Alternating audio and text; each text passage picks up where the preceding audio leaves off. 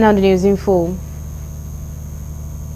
A federal high court in Abuja on Tuesday fixed January 6 for ruling in a bail application filed by Olamide Thomas, who allegedly threatened Seyi Tinubu with death threat on social media.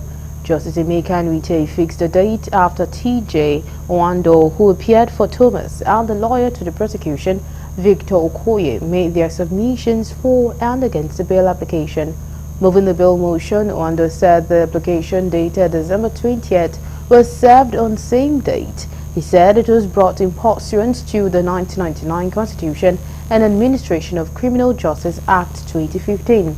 The lawyer said the application prayed the court for an order admitting Thomas to bail pending a hearing and determination of the charge before the court. He urged the court to admit his client to bail on liberal terms, assuring that she would not jump bail.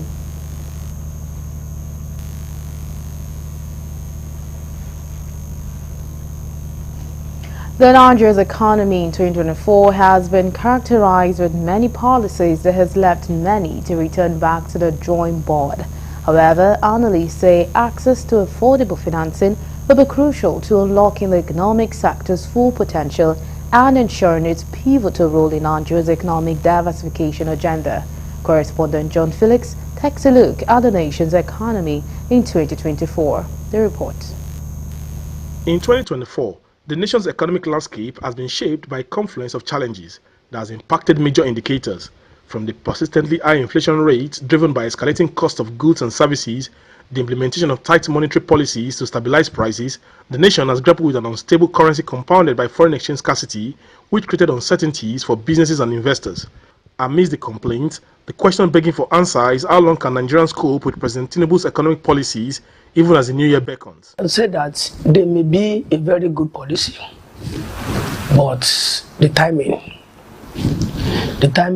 is a bit not very good. And not very good in the sense that it comes at a go. It would have been a face-to-face policy. It would have been a policy that will start one after the other. If you throw one and we are able to cope with it, then you can also come out with another one, and so on and so forth. Bringing them together at the same time suggest the unreadiness or unpreparedness of even the government on this policy. We cannot just do all at the same time. Those policies are good, as a matter of fact, but implementation is the major problem, because you cannot just come up with series of policies without measuring the performance of those policies. I think that is one problem with this administration, and that is exactly what I observed right from the beginning of this administration, that started with removal of oil subsidy without considering certain factors that will determine whether it will succeed as a policy or not. For example, in the area of oil subsidy removal, we supposed to have done that long before now, but there must have been a kind of palliative before we introduce it. Issues with the Nigerian economy that Bola Ahmed Tinubu presidents must understand. One, he had no business devaluing our currency and devaluing all of us into poverty. That is purely his administrative and government decision. And it is imparting all of us, he has himself and his fourth-rate finance people, Cardoso and Edu, to blame for that. Because if they were not fourth-rate, they ought to have known that the devaluation of the currency of any nation to the level that they did it will injure the savings of the nation. And any nation where its citizens have no savings cannot contribute effectively to development and production. Where would they even get the money? Speaking further, They express optimism about the economic outlook of 2025. They also want government to support initiatives that will enhance food security, improve rural infrastructure, and expand agricultural value chain. Should consider the masses in every policy he's doing, and if it come out with any policy, it should be a masses-oriented policy, a policy that will help the masses. I know he's trying to deliver the country from a very few individuals that are really extorting from the country. We want a Nigeria where everybody will enjoy the dividends of democracy. And so that one should be at the back of his mind in anything he's doing. The masses should be his priority. Everything he's doing, all he'll be doing, is to make sure that he did not lose the focus on the masses that he promised to help. Fine. The tax reform that is causing controversy presently is a good policy. But there is need to make sure that all the stakeholders understand these policies. One, most of small, medium companies, they are paying double tax or multiple tax. You can put it that way. This is what is responsible for untimely death of majority of them. If there is a way all the stakeholders can understand, equally make serious contribution to this present tax policy, and it is accepted, well implemented, most of small, medium companies will come up. Foreign investors will come in too if the tax is reasonable, and that will help our economy. The expectation from Nigerians will be that the economy rebounds quickly for the overall good of all. From Abeokuta, the Ogun State capital, John Felix reporting for Galaxy Television News.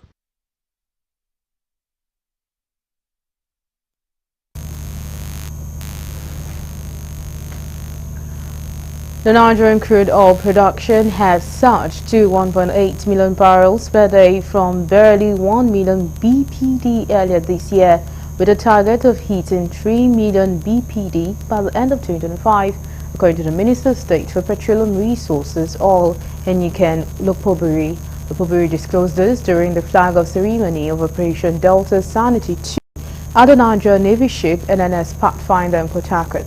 The operation is a follow-up to the initial Operation Delta Sanity, which has recorded significant successes in checkmating the menace of crude oil theft and other illegalities within Nigeria's maritime environment. The minister, who commended the Navy for the exceptional leadership provided by the Chief of Naval Staff, expressed satisfaction with the progress made by the Nigerian Navy in combating crude oil theft and pipeline vandalism. Sometime last year, the Chief of the Naval Staff invited me to be part of the launch of Delta Sanity, which took place somewhere in Delta State. And today we are doing this one here. And I'm particularly happy about this one because this is where we have the most fundamental problem. This Trans-Niger pipeline is where we have most of the, the illegal, infractions that we have. As far as crude oil theft and pipeline fertilization is concerned.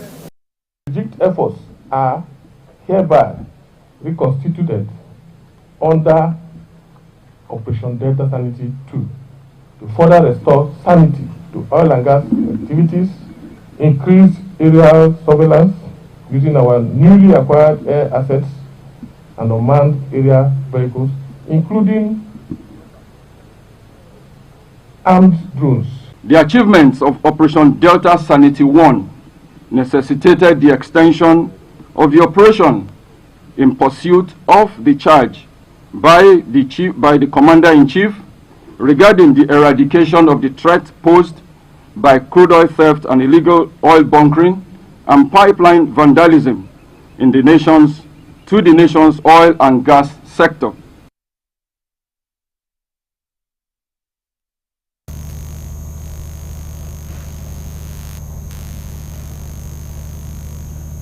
The Defense Headquarters has disclosed that no fewer than 1,000 notable terrorist leaders, commanders and their replacement were neutralized by troops of the Nigerian military across all theater of operations during the course of the 2024.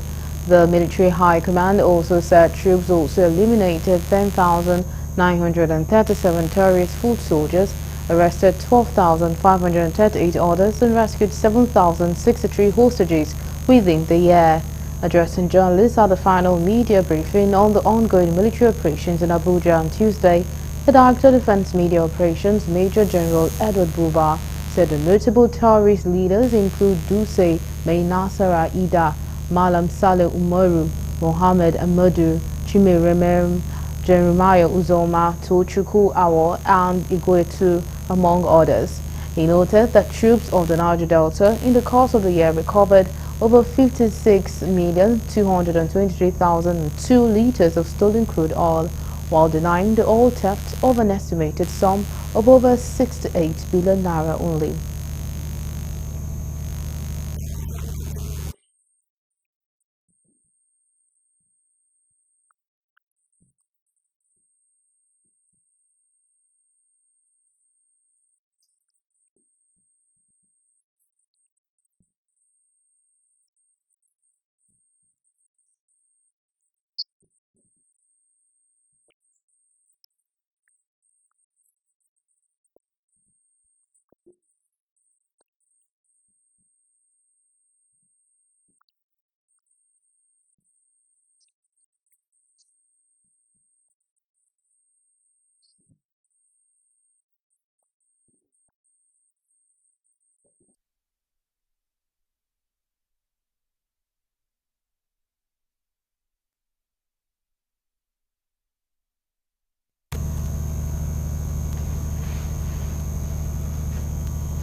The League of Northern Democrats has called for a comprehensive amendment of the proposed tax reform bills to ensure inclusivity, national cohesion, and equitable resource distribution by the National Assembly.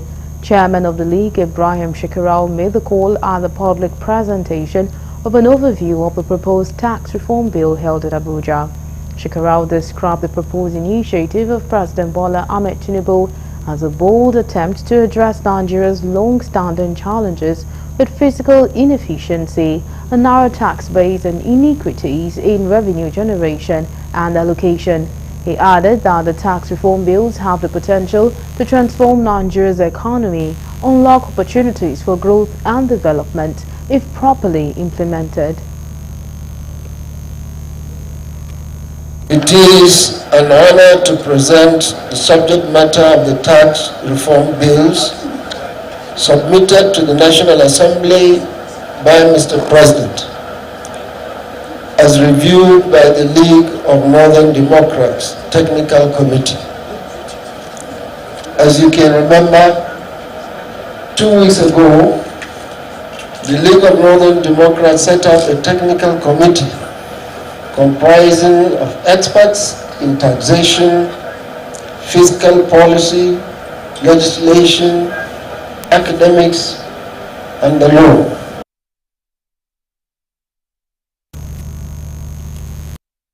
Expects to see tax reform as a component of a wider economic reform efforts necessary to broaden the narrow indirect tax base, improve on the low tax collection efficiency, work back on excessive tax exemption, i.e. 4% of GDP lost in 2021, improve on tax compliance and public morale, among others.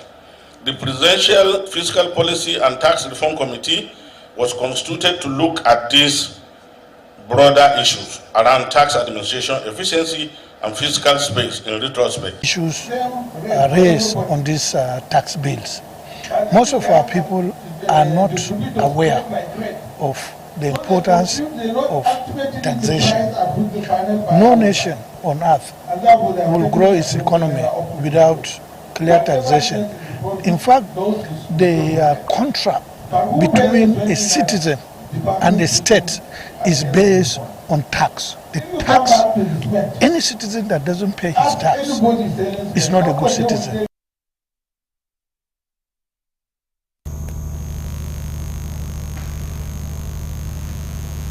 Members of the Edo State Legislative Arm of Owan East Local Government Council have impeached the local government chairman and his vice over gross misconduct and abuse of office. The impeachment is coming less than 48 hours after the chairman of Owan West was also impeached by the Legislative Arm members.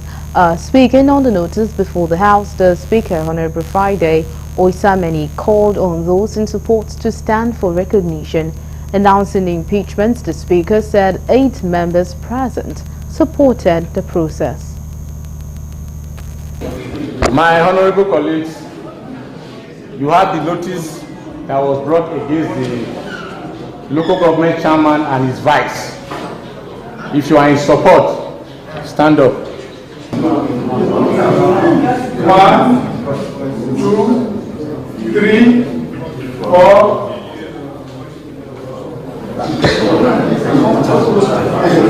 5, 6, 7. My honorable colleagues, 8 members signed for the impeachment of the local government chairman and his vice of Owan East. So, nobody is engaged. So the impeachment of the local government chairman and his vice start impeached.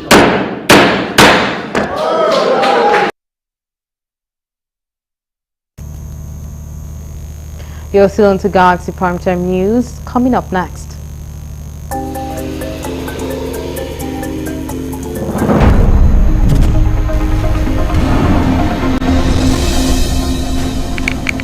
The Inspector General of Police charges senior officers in the police force to guard junior officers under them for better service.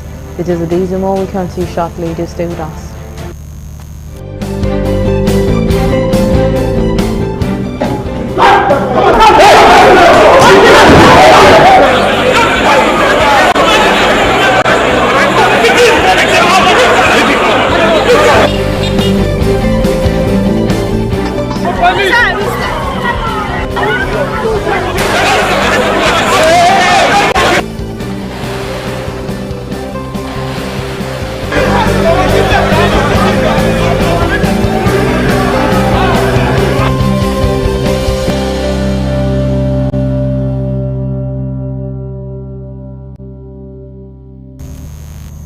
We're glad to have you back. Now, for more updates and latest news, please visit our website www.galaxytvonline.com. Connect with us on our X handle at Galaxy TV. Subscribe to our YouTube channel, youtube.com/Galaxy TV News. You can follow and interact with us on our Facebook page, facebook.com/Galaxy TV. Remember to follow and tag us on our Instagram page at Galaxy TV. Our social media platforms are user-friendly and can always accommodate your live updates and comments, as you can easily scan our IG QR code.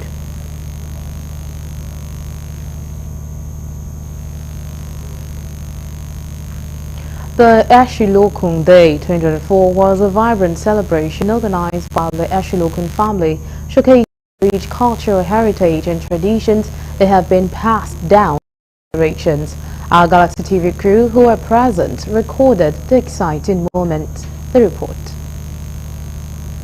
The Eshilokun Day 2024 was a vibrant celebration organized by the Eshilokun family, showcasing the rich cultural heritage and traditions that have been passed down through generations.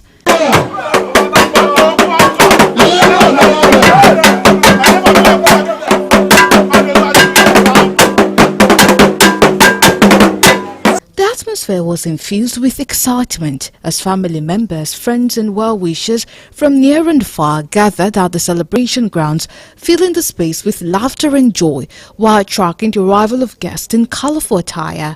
Dressed in traditional garments that reflected their royal lineage, all the descendants of Oba Eshilokun, the 7th Oba of Lagos, added a splash of color and dignity to the event, paying tribute to their esteemed ancestor. The rhythmic beats of Gbedu drums resonated through the air, inviting guests to partake in the enchanting music that defined the day's festivities.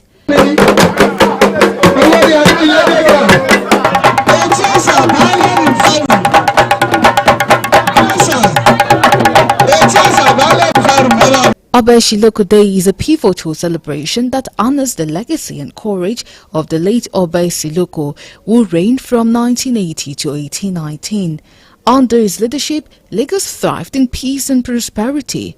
One of his most remarkable acts was ending the age-old custom of transporting the corpses of former Obas to Benin for burial, a decision that affirmed his commitment to the people of Lagos.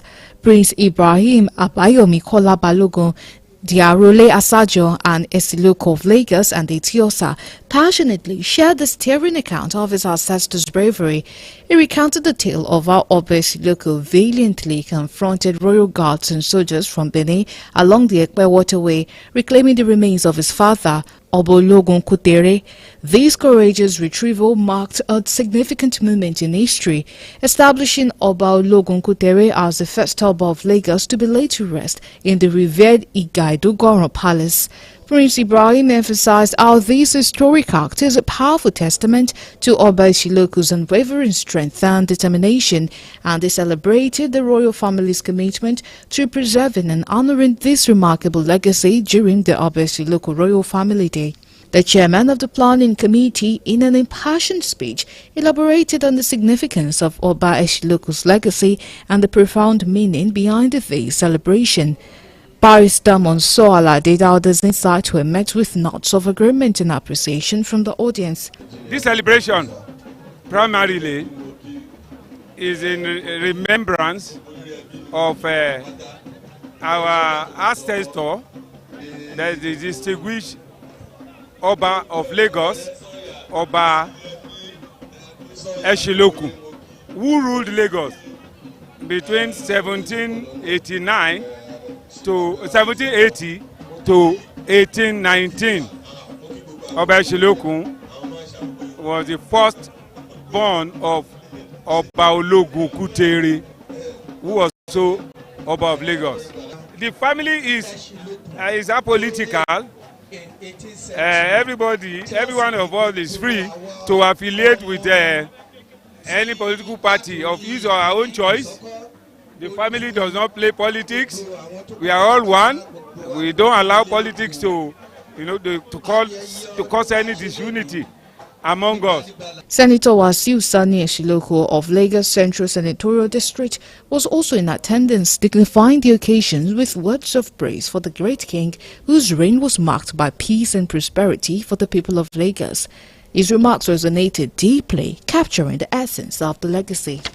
Yeah, they will know in the brochure that we circulated. There is a brief history of the Eshiloko family, the role they played in the Obaship, everything in Lagos Island and beyond. Because when you talk of Eshiloko, we extend to Etiosa, Epe, Ikorodu, Badagry, Ojo. We are all over Lagos State. The Eshiloko Grand Sheikh of Lagos, Mustafa Olontoyin Masha, took the podium as well, sharing thoughts on the importance of keeping the spirit of Eshiloko Day alive, reiterating its significance in the cultural tapestry of Lagos. People will see me here today and they say Sheikh of Lagos is around in Lagos. Yes, of course, because the Prophet has said to us that you should love yourself and love your kingship. It's simply to remember his reign of Eshiloku, 1780 to 1819, his legacy, and to continue to make history in reference to his legacy, what he did to transform Lagos, to transform the institution of to transform the traditional institution, and to ensure sustainability. So that's basically what we are doing. Never to forget the reign of the first son of Oba Ologun Kutere, Oba Eshiloku, and to continue to ensure that the legacy is not forgotten. As the celebration unfolded, other family members each took turns at the microphone, sharing legacy of the forebear, further enriching the communal bond that the day represented. The reason being doing this is for all of us to gather and see ourselves at least once in a year. Here you find people from US, from America, from Australia, from England, from everywhere part of the world. They're here. Each of the branches has their own branches too. In Kosoko Ruling House, we have our branches. So what we do is the eldest person within the family will be selected as the Olorebi, where everybody will, if we all agree, then we take him as Olorebi. In a ceremonial gesture marking the significance of the day, the descendants of the Eshiloko royal family gathered together to cut a beautifully decorated cake symbolizing unity and gratitude as they commemorated Eshiloko Day 2024. The atmosphere burst with excitement as the cake was sliced, celebrating not just a moment in time, but a cherished legacy that continues to thrive.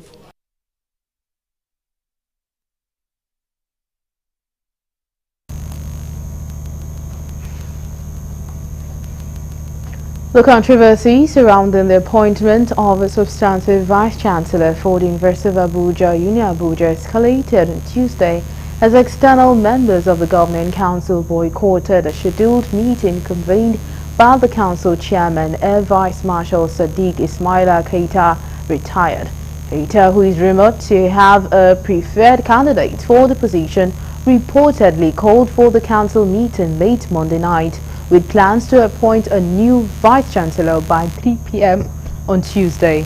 However, a reliable source within the university disclosed that external council members were not presented with an agenda ahead of the meeting, raising concerns about transparency and due process. Source, who requested anonymity, emphasized that the law governing the appointment of Vice-Chancellors clearly outlines the composition of the selection committee. According to him, the law states that unless the chairman, 2 council members not members of Senate, and 2 Senate representatives not members of council are present, any interview conducted for VC selection is null and void. The Inspector General of Police, Kayode Egbetokun, has charged senior officers in the police force to guard junior officers under them for better service. IG Egbetokun made this charge at the pull-out parade of Deputy Inspector General of Police Abiodun Alabi, Assistant Inspector General of Police Joshua Ogundele, and Assistant Inspector General of Police Stephen Olasibekon, held at the Police College GRA Ikeja, Lagos.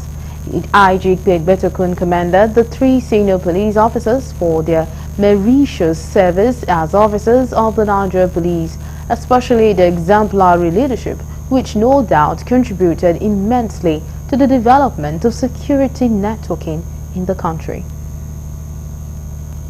Over the years, these remarkable officers have excelled in every assignment entrusted to them.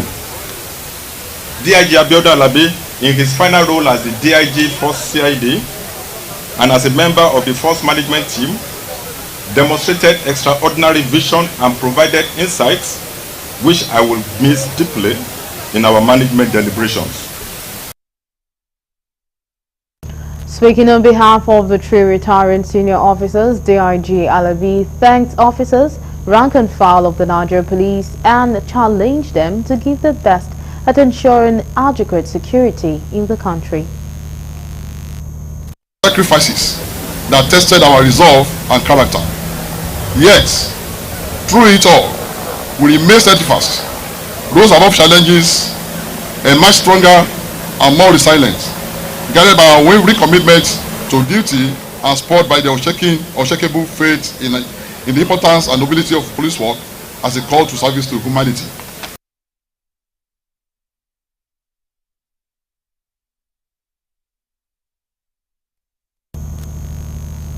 The Anambra State Police Command says it has ordered immediate manhunt for the gunmen who killed 7 persons, including policemen at Ihiala local government area of the state.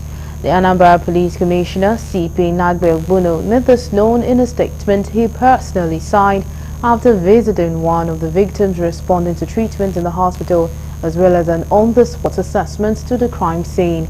According to the police, the gunmen shot sporadically at a venue where preparations were ongoing for a burial ceremony and escaped after killing 2 police officers and 5 others. After extending his condolences to the families of the bereaved, the Anambra Police Commissioner assured the people that the perpetrators of the heinous crime will be hunted down.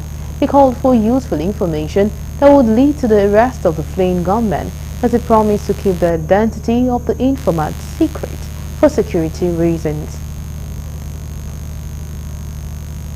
The Kwara State Command of the National Drug Law Enforcement Agency (NDLEA) said it secured 133 convictions in 2024. The State Command of the agency, Fatima Popola, disclosed this while briefing newsmen on the activities of the agency in Kwara State in 2024. Out of the 133 convicts, 123 are males, while 10 are females. 929 persons, including 839 males and 90 females, were arrested. Popola stated that 22 persons were rehabilitated at the agency's drug demand reduction unit and reintegrated with their families. She also disclosed that the agency also seized 2,642 kilograms of drugs. Cannabis tops the list of the seized drugs with 1,445 kilograms. The Nigeria Security and Civil Defense Corps Lagos State Command has arrested 2 guards, namely Jonathan Haruna, aged 32 years, from Kaduna State, and Emmanuel Lokwa, aged 45 years, from Benue State, who work for an unlicensed private security company. The 2 guards are working for an unregistered and are being engaged by unsuspecting organization in Ajah, Lagos. The suspects were arrested right in the premises of the company where they work, and during interrogation revealed that they wouldn't have taken the jobs if they knew that the company was not licensed and doesn't comply with laid down rules and procedures of government in establishing a private security company. The command also discovered that the so-called private security companies involved in quackery do so in a bid to use unsuspecting Nigerians who are in serious need of jobs to secure better contracts with their clienteles and pay peanuts to the guards who just want to survive by all means and left without a choice.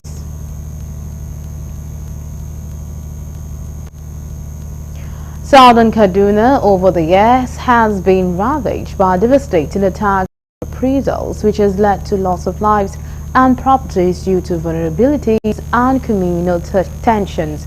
To change the narrative, professionals from the region are leading the reconciliation process by providing free medical care and services to rural communities. Galaxy TV Boss and Yakusak sent in this report. Over the last 2 decades, Nigeria's Kaduna State has experienced a sharp segregation along religious and ethnic lines, leading to outbreaks of violence. The people of southern Kaduna, being predominantly Christians, although tribally and linguistically diverse, the people share huge similarities in culture and traditions. Between 10,000 and 20,000 people are estimated to have died in incidents across Kaduna State since 1980. But this is gradually changing as peace is gradually returning to the region. Dr. Shayin Madaki, the President Baju Professional Careers, says they are in the forefront of this peace being enjoyed by promoting reconciliation and unity in the region through providing professional care, services and support to the people. Back on this is seeing the gap in the needs, talking about health services, medical services in the rural areas. There's a lot of manpower gaps. There's a lot of finances, lack of finances for people willing to be taken care of, and then these challenges have increased the number of people looking for services in our communities. So we looked at it in a way of giving back. All of us, the health professionals, are from a particular village or a town within these communities. We saw about over 150 patients. Yesterday was hectic. We saw more than 250 patients, and now we are still counting, so we don't know how many today. And this is the closing day. This is the last day of the medical outreach. Outbreaks of violence in these areas have led to increase in poverty, anger and fear of the unknown. Beneficiaries of these free medical care say they've been carrying most of the illnesses for a while and couldn't get the required treatment due to lack of finance. Especially like me, I am having issues since almost more than 2 to 3 years now, which is the opportunity for me that just come for me in the easy way, no easy way. I raise the prayer that we are praying for the development.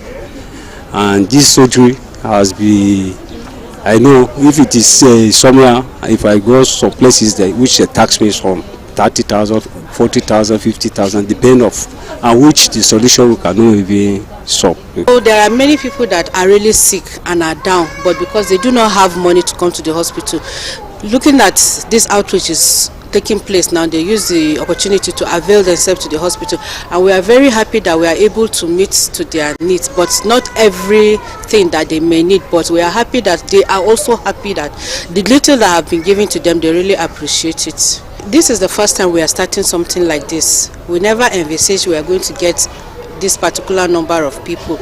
These professionals say they cannot sit back and leave these people to continue to suffer from curable illnesses. They say these free medical services will happen more frequently, especially now that they've discovered that more people are in need of them. I feel so excited and I feel so relieved, even though I've not taken the medicine yet, because the person that has the heart to help has actually tried to help a lot of thousands of people.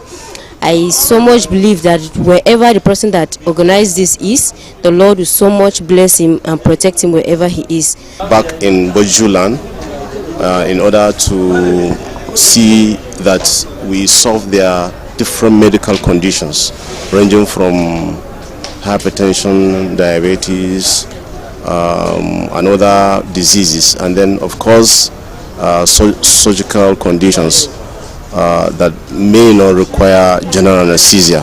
So at this point, what we are doing is actually to sort out cases, day cases, where we can be able to offer some solutions to them.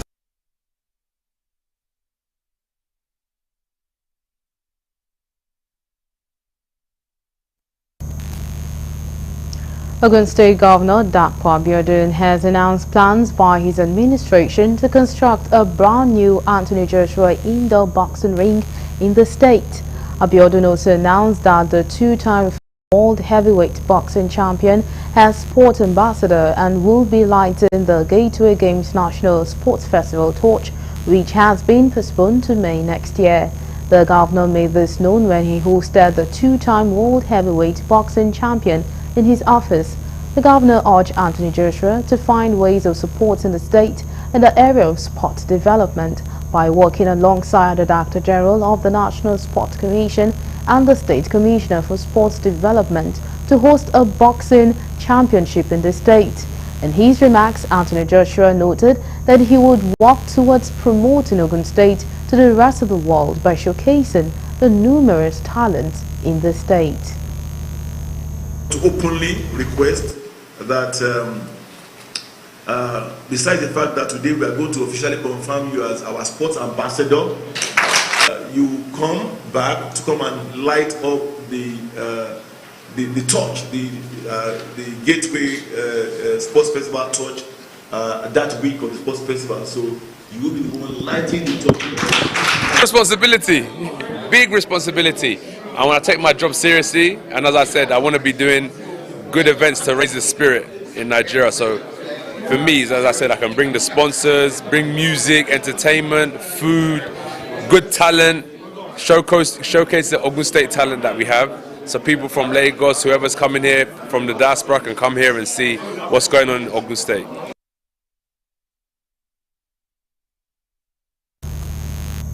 Meanwhile, the Ogun State Governor, Dapo Abiodun, has signed the 1.57 trillion Naira 2025 budget proposal tagged Budget Hope and Prosperity into law before members of the State House Assembly led by the Speaker Oludaisi Elimide speaking at the signing ceremony held in his office. The governor said the budget will target the completion of ongoing projects while critical infrastructure, education, security, agriculture, among others, take the center stage, while assuring of transparency, and accountability in the implementation of the proposed budget. He, however, asked for cooperation and understanding towards ensuring the success of the fiscal year. Economy in Nigeria. We will continue to ensure we provide more, better, improved infrastructure, particularly roads, in every local government in the state. We will continue with our stride, providing the right infrastructure for education so that we ensure that every student in Ogun State lands under a very conducive environment. We continue to pursue a healthcare program from primary healthcare to secondary to tertiary.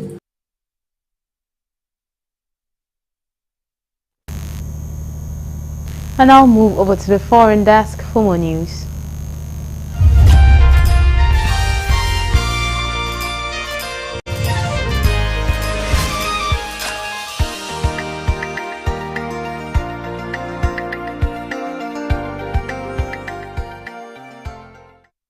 This is news from the international scene. Mozambique's main opposition leader, Venancio Mondlane, has called for unity ahead of a fresh round of protests against the outcome of presidential elections. In a live broadcast on his Facebook page, Mondlane, who is in self-imposed exile, urged citizens to join hands in their neighborhoods at 11:45 p.m. and sing the national anthem until the new year kicks in. We must find ourselves again as Mozambicans, he said. Mozambique has faced one of its bloodiest weeks since October, when Mondlane first called for protest after rejecting his defeat in the elections. A local monitoring group, Plataforma Decide, said that 179 people died in riots last week after the country's highest court confirmed that the ruling party candidate Daniel Chapo won the election. This brought the death toll to 278 people since demonstrations began after the Electoral Commission declared Chapo the winner of elections in October, extending Frelimo's 49-year rule. The fatalities include protesters, children and members of security forces. Mondlane fled Mozambique, saying his life was in danger after 2 of his aides were shot dead in October. Chinese state-sponsored hackers broke into the U.S. Treasury Department system earlier this month and were able to access employees' workstation and some unclassified documents, American officials have said. The Treasury Department deemed the breach a major incident after disclosing it via a letter notifying lawmakers of the incident. The U.S. agency said it had been working with the FBI and other agencies to investigate the impact of the hack. China denied any involvement, calling the accusation baseless and saying it consistently opposes all forms of hacking. It is the latest in a series of high-profile and embarrassing security breaches in the U.S. being blamed on China. A hack of telecom companies in December potentially accessed phone record data across large swaths of American society. The Treasury Department said in its letter to lawmakers that this latest attack involved China-based actors overriding security via a key used by third-party service providers. The application offers remote technical support to its employees. A pre-flight inspection of a Jeju Air passenger plane hours before it crashed in South Korea, killing 179 people, found no issues, the airline has said. Nothing abnormal was noted with the landing gear, the airline CEO Kim Yi-bae told a news conference in Seoul, as investigations continue into why the wheels were not down when it performed an emergency landing. The plane was traveling from Bangkok when it crash-landed at Muani International Airport on Sunday, bursting into flames and killing everyone on board, save for 2 crew members after skidding into a wall. Investigators are still working to identify victims and establish what caused South Korea's deadliest ever air crash. Many questions remain unanswered, and investigators are looking at the role a bird strike of weather condition may have played. They are also focusing on why the Boeing 737-800 did not have its landing gear down when it reached the runway shortly after 9 a.m. local time on Sunday. Hundreds of grieving relatives have been camping out at the airport in Muan, furious that they have not yet seen the bodies of their loved ones. Still on the international scene, a court in South Korea has issued an arrest warrant against suspended President Yoon Suk-yeol over his attempt to impose martial law on 3rd December. The warrant comes after Yoon, who is being investigated for abusing his power and inciting an insurrection, ignored 3 summons to appear for questioning over the past 2 weeks. Yoon's legal team has called the warrant illegal and invalid and said they would challenge it in court. South Korea has been in political crisis since the short-lived martial law declaration, with Yoon and his successor both impeached by the opposition-dominated parliament. Yoon is South Korea's first sitting president to face arrest. Investigators have until 6 January to execute the warrant that was approved by a court in capital Seoul and can request an extension. It is unclear, however, if investigators will be able to execute the warrant, as they may be thwarted by a security team and protesters. The Presidential Security Service had earlier blocked investigators from entering the presidential office grounds and Yoon's private residence to conduct court-approved searches. Welsh ambulance service chiefs have urged the public to drink sensibly at New Year to help reduce demand on emergency services that suffered a 340 call backlog on Monday. Jason Killins, Chief Executive of Welsh Ambulance Service, made a plea after the service declared a critical incident. In addition, more than half of Trust ambulance vehicles were waiting to hand over patients outside hospitals. Mr. Killins asked the public to use the service wisely and only call during a genuine emergency, adding it was prepared for additional pressure and 999 calls. Speaking to newsmen, Mr. Killins said there was delay at urgent and emergency care department, which prevented ambulance staff handing over patients. He said that one of the reasons for the pressure on the health system was down to winter viruses such as flu and COVID, along with other factors. The pressure across the urgent and emergency care in the NHS is well documented. It is challenging in Wales as it is in the rest of the UK, he said. Killins said all the factors had also contributed to the pressures placed on the system. Lastly, on the international scene, one of Britain's busiest ports is on course for a partial reopening on 16 January after it was damaged by Storm Dara. It had been announced. Stena Line, which owns Holyhead Port as well as operating some of the crossings, confirmed only one of the 2 main ferry berths is due to reopen. The port in Holyhead on Anglesey has been closed since 7 December after damage by strong winds and waves. No data have been given for the reopening of the second berth, the one which suffered the most damage.